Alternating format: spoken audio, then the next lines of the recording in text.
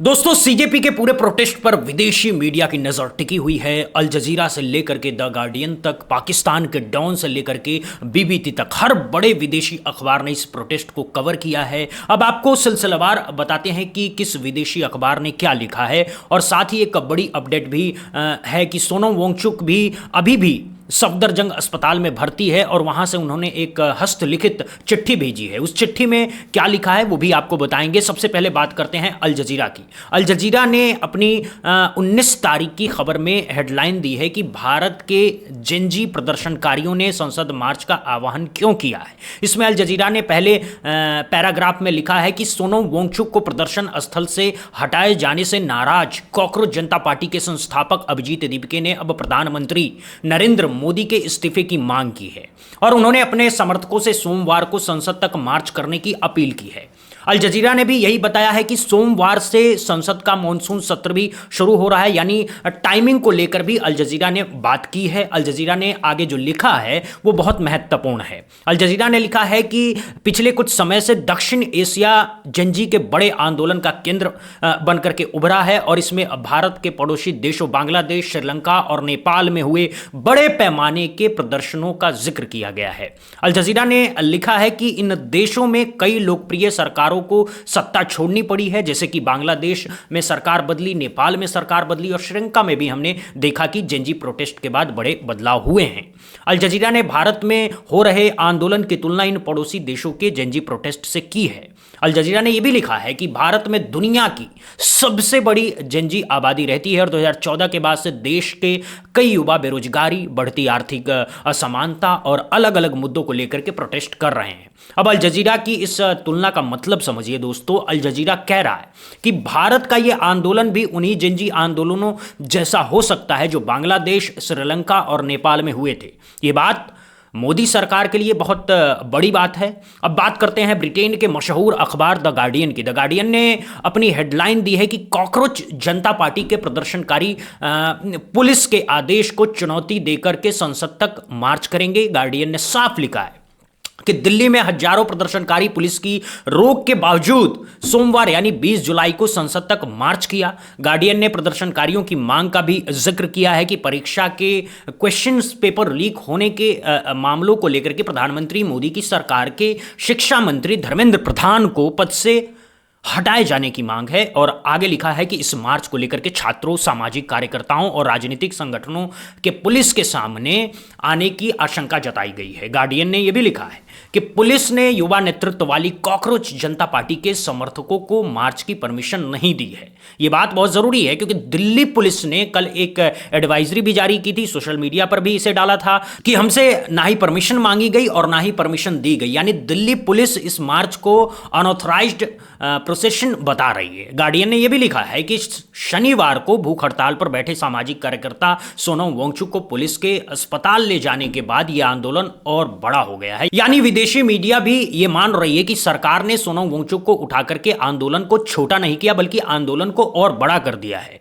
वो सवाल जो हमेशा से सीजेपी को लेकर के पूछा जा रहा था कि सोशल मीडिया पर तो करोड़ों फॉलोअर्स हैं, लेकिन ऑन ग्राउंड लोग नहीं दिखते हैं, आज उस सवाल का जवाब मिल गया है। आज ग्राउंड पर काफी लोग पहुंचे हैं। अब बात करते हैं दोस्तों पाकिस्तान के प्रमुख अखबार डॉन की। डॉन ने अपनी हेडलाइन में सोनम वांगचुक की पत्नी गीतांजलि के बयान को उठाया है। गीतांजलि ने आरोप लगाया था कि 100 से ज्यादा पुलिसकर्मी अस्पताल में तैनात हैं और सोनम वांगचुक को कानूनी तरीके से डिटेन किया जा रहा है। डॉन ने अपनी हेडलाइन में हिरासत शब्द इस्तेमाल किया है, यानी पाकिस्तान का सबसे बड़ा अखबार भी लिख रहा है कि भारत में एक एक्टिविस्ट को गैर कानूनी तरीके से हिरासत में लिया गया है। यह भारत की छवि के लिए क्या मायने रखता है, यह अलग से बताने की जरूरत नहीं है दोस्तों। डॉन ने आगे लिखा है कि आज संसद का मॉनसून सत्र शुरू हो रहा है और लोग सैकड़ों की संख्या में, हजारों की संख्या में संसद की तरफ बढ़ेंगे, और कई सारे नेता, अभिनेता प्रोटेस्ट का हिस्सा बन रहे हैं।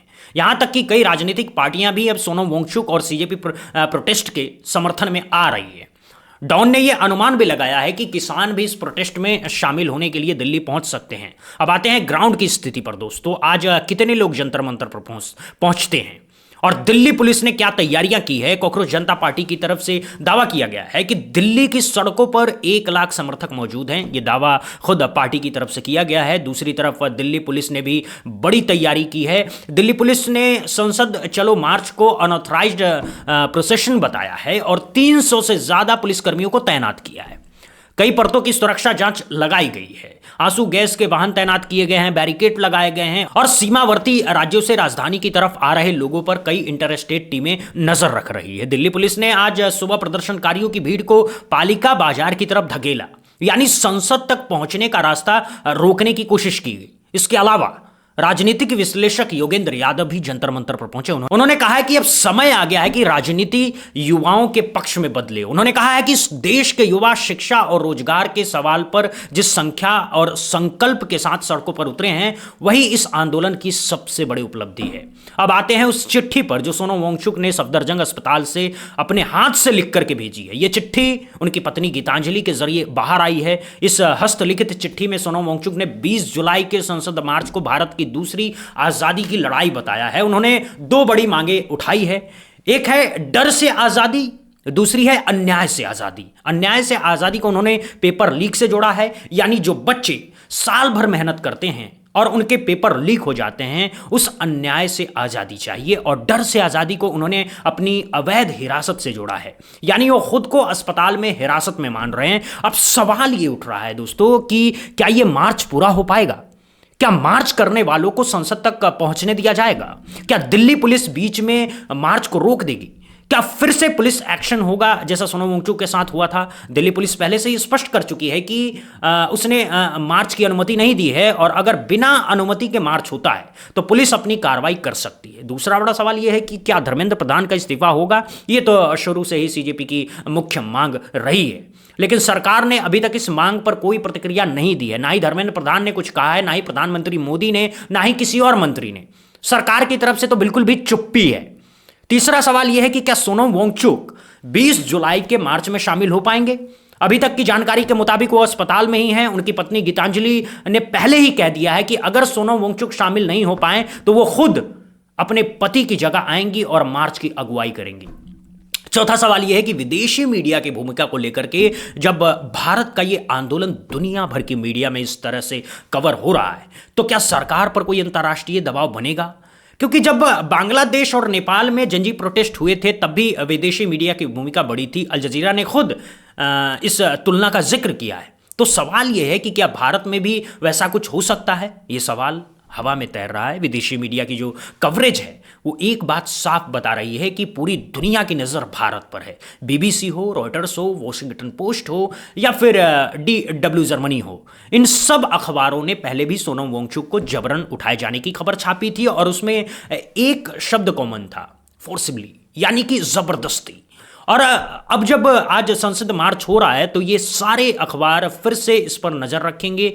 अगर आज पुलिस ने कोई कार्रवाई की तो कल फिर से विदेशी अखबारों की हेडलाइन बनेगी।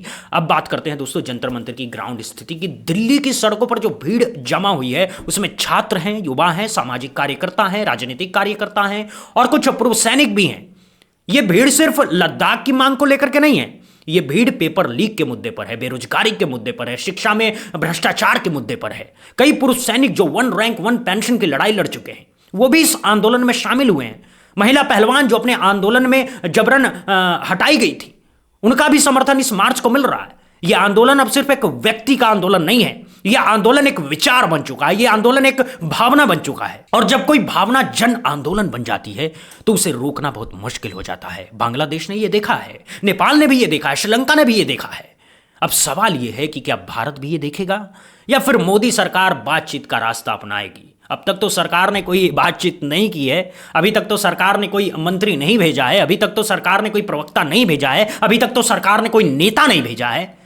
सरकार की तरफ से सिर्फ दिल्ली पुलिस भेजी गई है, सिर्फ बैरिकेड लगाए गए हैं, सिर्फ आंसू गैस के वाहन तैनात किए गए हैं। यह तरीका अगर सही नहीं होता तो भारत की छवि पूरी दुनिया के सामने इस तरह से नहीं आती। आज पाकिस्तान के अखबार डॉन में भारत के बारे में लिखा जा रहा है कि यहां गैर कानूनी हिरासत हो रही है। यह कैसी विडंबना है। गार्डियन में लिखा जा रहा है कि पुलिस को चुनौती देकर के मार्च होगा। अल जजीरा में लिखा जा रहा है कि भारत में जनजी आंदोलन उठ रहा है। दुनिया देख रही है, दुनिया समझ रही है। दुनिया अपने अपने तरीके से रिएक्ट कर रही है। अब बात करते हैं इस पूरे आंदोलन के आगे के रास्ते की। आज 20 जुलाई का जो मार्च है, इसका नतीजा क्या होगा ये आने वाले घंटों में साफ होगा। अगर मार्च शांति से पूरा हो गया तो लोग संसद तक पहुंच गए तो ये एक बड़ी बात होगी। अगर पुलिस ने बीच में रोक दिया तो भी ये सीजेपी के लिए एक जीत ही होगी, क्योंकि आंदोलन को ग्राउंड पर लोग मिले हैं, लोग सड़कों पर उतरे हैं, दिल्ली की सड़कों पर उतरे हैं और ये संख्या धीरे धीरे बढ़ती जा रही है। अगर आने वाले दिनों में सोनम वांगचुक को अस्पताल से डिस्चार्ज नहीं किया गया तो मामला और गंभीर हो जाएगा। गीतांजलि पहले ही हाई कोर्ट का दरवाजा खटखटा चुकी हैं और अगर हाई कोर्ट कोई फैसला देता है तो सरकार पर और दबाव बनेगा। दूसरी तरफ अगर धर्मेंद्र प्रधान का इस्तीफा नहीं होता है तो सीजेपी अपना आंदोलन खत्म नहीं करेगी। अभिजीत दीप के पहले ही कह चुके हैं कि अब बात सिर्फ धर्मेंद्र प्रधान के इस्तीफे तक नहीं रहेगी, अब बात प्रधानमंत्री के इस्तीफे तक जाएगी। ये मांग जितनी बड़ी है उतनी ही मुश्किल भी है, लेकिन ये मांग अब हो रही है, ये मांग अब दर्ज हो चुकी है, ये मांग अब विदेशी अखबारों की हेडलाइन बन चुकी है। आपने देखा दोस्तों, अल जजीरा ने क्या लिखा है, गार्डियन ने क्या लिखा है, डॉन ने क्या लिखा है, BBC, Reuters, Washington Post, DW Germany, सबने अपने अपने तरीके से इस आंदोलन को कवर किया है और सबका एक ही निष्कर्ष है कि भारत में एक बड़ा जन आंदोलन खड़ा हो रहा है। अब इसका क्या नतीजा निकलेगा ये आने वाले दिन ही बताएंगे। अभी तक तो जानकारी है वो हमने आपको बता दी है। आप इस पूरे मुद्दे को लेकर के क्या सोचते हैं? क्या विदेशी मीडिया की कवरेज सही है? क्या धर्मेंद्र प्रधान का इस्तीफा होगा? क्या सोनम वांगचुक अस्पताल से बाहर आ पाएंगे? कमेंट बॉक्स में अपनी राय जरूर दीजिएगा और अगर आप सोनम वांगचुक का समर्थन करते हैं तो कमेंट में लिखिए I support Sonam Wangchuk. Channel को सब्सक्राइब करना बिल्कुल मत भूलिएगा ताकि ऐसी जरूरी खबरें आज तक पहुंचती रहिए। देखते रहिए बुधा इंस्पायर्ड। अभी के लिए बस इतना ही। जय हिंद, जय भारत, वंदे मातरम दोस्तों।